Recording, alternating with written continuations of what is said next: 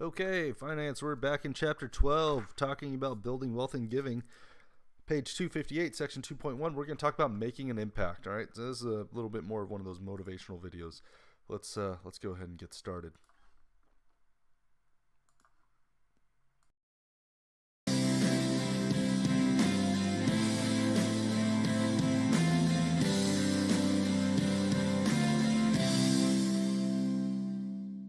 So you're just starting out on your financial journey. You're trying hard to budget and save and plan for your future. And here we are telling you to give some of it away. It's easy to think that you're losing time and money when you give to others. This is simply not true. When you give your time or money, you're actually winning in so many ways. Money is important, but people are more important. Being wealthy is not an end. It is a means to an end, and that means helping people. Andrew Carnegie said, "Wealth is a sacred trust to be managed for the good of others." The truth is, when you hold your money with a clenched fist, it destroys your relationships. You end up placing more value on money than people, and it's not long before your loved ones feel rejected. If you know someone like this, well, you know what it feels like. So decide right now to put people first. When you hold your money with an open hand, life looks a lot different. It may take a little longer to reach your financial goals, but you're investing it in something far more valuable. And the weird thing is, you probably hit your financial goals earlier because you become a better person in the process. When you give, you impact a person's life permanently. You never know what that gift means to the person that's in need. Those results last longer than you could possibly imagine, much longer than your memory of giving does. And it certainly lasts longer than the happy feeling you get when you spend money on yourself. Now, don't get me wrong, it's okay to spend money on yourself. Just make sure you spend money to help other people as well. You need another reason to give? Well, it's just plain fun. You don't believe me? Well, try it. It's a blast. Start experimenting in little ways. Leave a $20 tip for the single mom waitress at the local diner this weekend. Pay for the movie tickets. Okay, so side note before he goes on, there's actually, I don't know how popular this is anymore, but I think it was around a year ago. There were a bunch of YouTubers who were getting really famous by doing exactly what he's describing.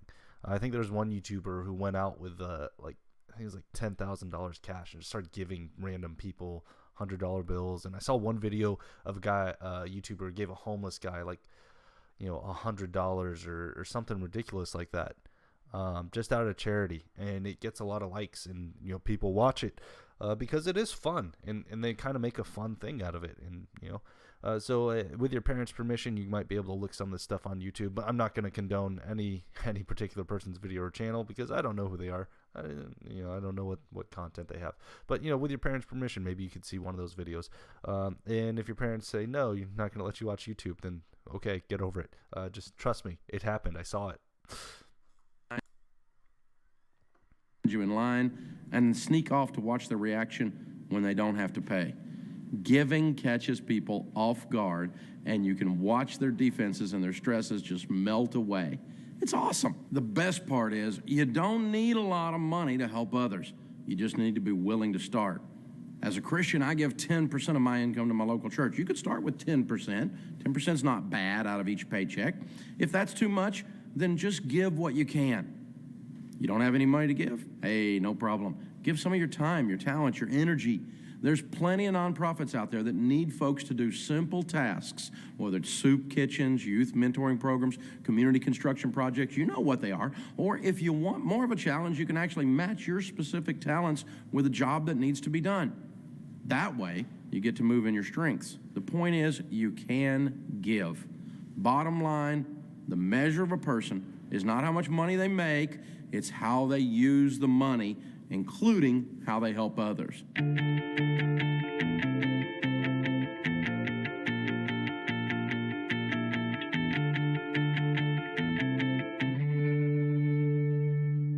Have you ever heard of the Rockefellers? Rockefeller Center in New York Pay with attention. the skating This is rink, on your the test. big Christmas tree, the crazy gold statue? Yeah, that's all of them. Well, John D. Rockefeller was a businessman in the late 1800s and early 1900s, and he had a lot of money. Now, you might think that Rockefeller was only remembered for having lots of money, but you'd be wrong. It's what he did with his money that we remember him by generations later. Rockefeller was so much more than a rich man. He spent the last 40 years of his life as a philanthropist, giving away money that made huge progress in education, medicine, and scientific research. He also gave generously to churches, built hospitals and colleges, and was even well known for handing out money to people as he walked down the street. Now, it's easy for you and me to hear about Rockefeller and think, well, of course he dropped thousands like it was nothing. He was a billionaire. But the cool thing is we can start now, even if we don't have a lot of money. And it's not only that we can, but we should. Right now, your income is probably small. It's more money than you used to have, but it's less money than you're gonna make one day. The temptation is to think, well, my check is so small. I don't really need a plan for spending, saving, and giving. I've just had enough to have fun with my friends and buy some stuff I want. But Rockefeller really understood the importance of starting small. In fact, did you know that he gave out of his first paycheck, which was only $1.50? He continued to give as his salary grew into hundreds, thousands, and eventually millions. He practiced giving even when he didn't have a lot of money. So it was easy to keep giving when he had a ton. By starting where we are today, we build character for the future. Where are you today? Maybe you have a part-time job. Maybe you babysit or mow lawns. Or maybe your parents give you an allowance. If money passes through your hands, no matter how small the amount, you can begin building your character. It might seem tough to give away a couple of bucks if you just got 20, but trust me, giving away $100 when you have 1,000 is even harder if you haven't been practicing the act of giving. Giving away $100, $1,000, or even $1 million might sound crazy, but here's why it's not. Rockefeller's firm commitment to handling money well from day one enabled him to leave a lasting impact on our world for generations to come. As his income grew, his character grew right along with it, and his life was more fulfilled. He is still remembered for all the good that he did. Brett is calling. He's a sophomore, 19 years old, a sophomore in college, Cheyenne, Wyoming calling. Hey, Brett, how are you, man?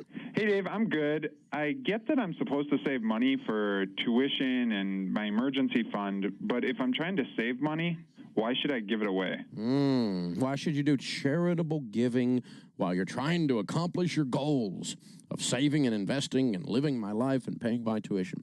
That's a really, really good question. My friend Rabbi Daniel Lapin, who's an Orthodox Jewish rabbi, reminds us that almost all of our opportunities in life come through people.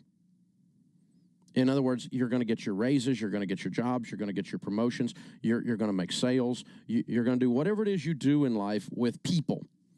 And guess who people respond well to? Good, generous, spirited, giving people.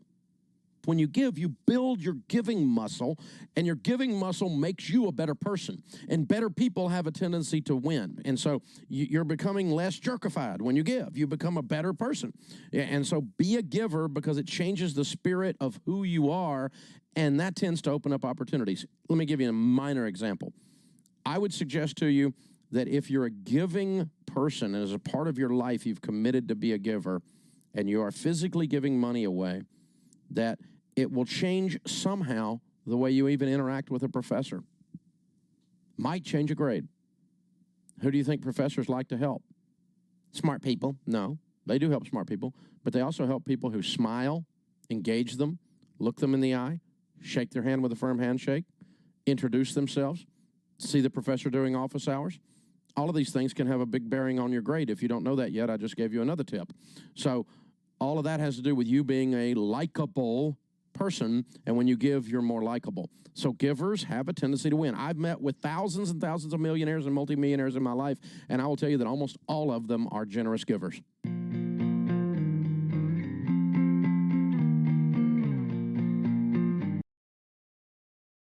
Now you can hear me. Okay, great. So the main thing that you need to take away from this is that you're not just giving to inanimate objects. You're giving to other human beings, right? So this is I'm going to take time to read you guys a poem that I really like.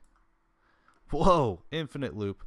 Whoops, that was the wrong spot. There we go. That's where the infinite loop goes. Nope, that's wrong. That's our finance class that we're going to have today. Where is it? There it is. Now, is that what? Oh, I can never see.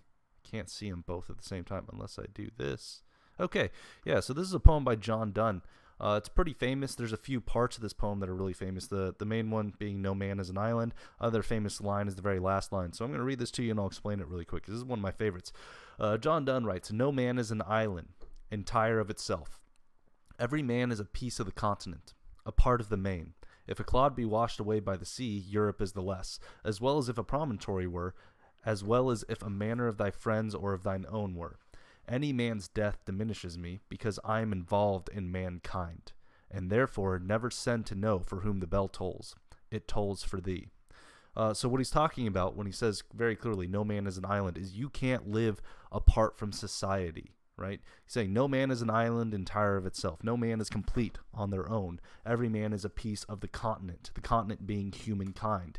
If a clod be washed away, so if a single speck of dirt or a single person dies, the entire continent, Europe, has been made lesser because of it, as well as if a promontory were. A promontory being like a large peninsula or a huge boulder were to fall off. So what he's saying is every individual person dying is just as important as a large group dying or a major figure, right? So, for him, the poorest person dying is like the king dying. That's what you'd say like a clod or a promontory, right? As well as if a manor of thy friends or of thine own were. So, one of your closest friends or someone you didn't know. Any man's death diminishes me because I am involved in mankind. Key thing, he is involved in mankind. Giving of your time or your money, that's a great way to be involved in mankind. And so what he says, and therefore never send to know for whom the bell tolls. It tolls for thee. What that means is back then when they had small towns, whenever someone would die, the town crier would go ring the town bell and make an announcement, right? They'd ring the bell and be like, hey, so-and-so died. Be sad. And so what he's saying is if he's working, he would never send a runner or someone to run and go find out, hey, what happened? Why is the bell tolling? Who died? Because he would be sad either way, right? And that's more or less a really good breakdown of philanthropy and how you should view society.